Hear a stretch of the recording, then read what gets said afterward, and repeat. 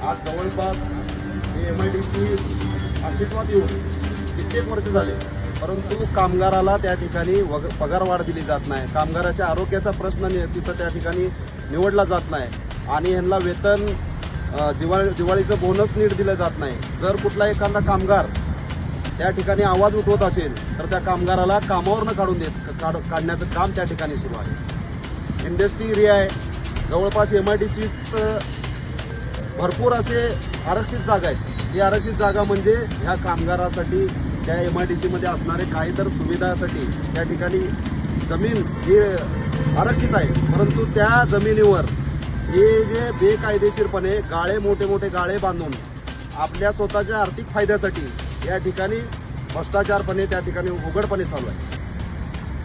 आणि जवळपास 10 ते 15 मोठमोठे मंगल कार्यालय त्या ठिकाणी उभारण्यात आले आणि त्या मंगल कार्यालयातून 50,000, 60,000, 70,000चे असे लग्न लावल्यानंतर ना त्यांचं मानधन दिलं जातं, घेण्याचं काम करतात. हे जे कामगार आहेत, या कामगाराच्या मुलामुलीसाठी एकही सुद्धा मंगल कार्यालय नाही.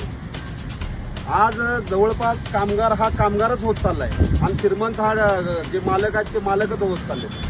ह्यांच्या कष्टाच्या जे घामाचे पैसे आहेत त्या ठिकाणी दिले जात नाहीत आणि एखादा जर कामगार या ठिकाणी आवाज उठवत असेल तर त्याला कामावरनं काढून देण्याचं काम केलं.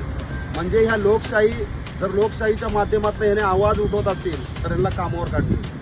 परंतु युवा भीमसेना कामगार आघाडीच्या माध्यमातून या ठिकाणी आम्ही माननीय सोलापूर जिल्हा अधिकारी साहेब यांना निवेदन दिलंय आणि त्या निवेदनामध्ये आम्ही सर्व साहेबाला हे निदर्शनं आणून दिलंय.